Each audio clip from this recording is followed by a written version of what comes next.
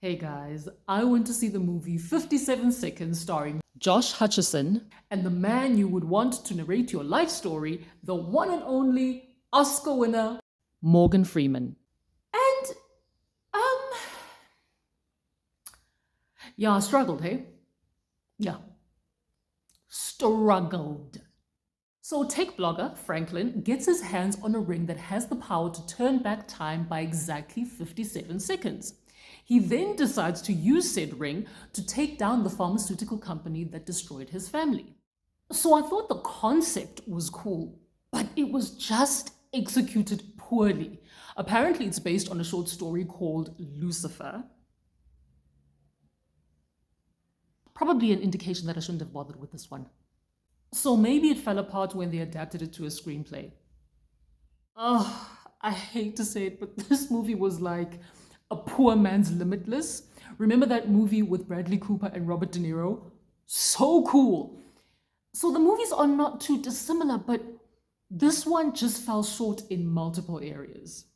One of the areas where it fell short for me was that it felt like it didn't know what it wanted to be. Did it want to be a sci-fi? Did it want to be a thriller? Did it want to be a drama? Did it want to be a romance? It was and not that a movie can't be all these things, but you've got to do at least one or two of these genres really well. And I felt like this movie didn't do any of those genres particularly well. The sci-fi wasn't cool or interesting. The drama wasn't compelling. The romance was just irritating and silly. And then the thriller was, it's been described as pulse pounding, quote unquote. My pulse wasn't pounding, fam, at all. It's just, it lacked that edge of your seat quality and that pacing that's required in a thriller. And so I just felt like a major theme in this is healthcare and big pharma and fighting these big pharmaceutical companies that harm people.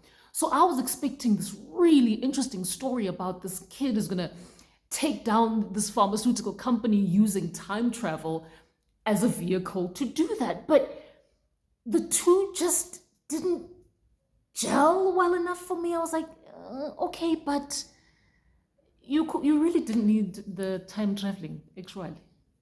Could have just taken them down. Yeah. There were also aspects of this movie that were just utterly confusing to me. I don't know, maybe it was just me. Like, who or what was this character? Never explained. I suppose we're just meant to guess, make assumptions. I don't know. And then, why lead us to believe that the guy was cheating on his girlfriend when the pictures of the girl in his apartment were not his girlfriend, but actually his sister who died? Like, this bugged me the entire movie. I was like, what was the point of that? Y'all could have just told us, yeah, it's his sister. From the very beginning, it was just the most stupid plot point. And then the performances.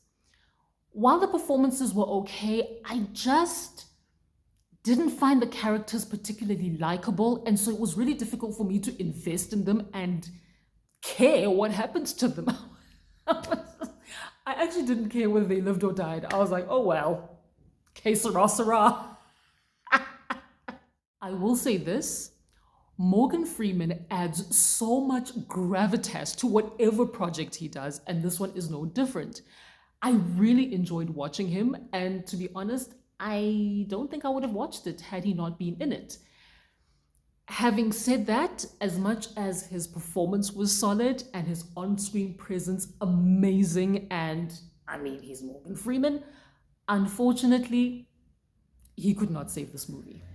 This one is a shuffle to your nearest cinema. Look, it's watchable, but it's not a great watch. But if you really want to go and see it in the cinema, by all means, go and see 57 Seconds.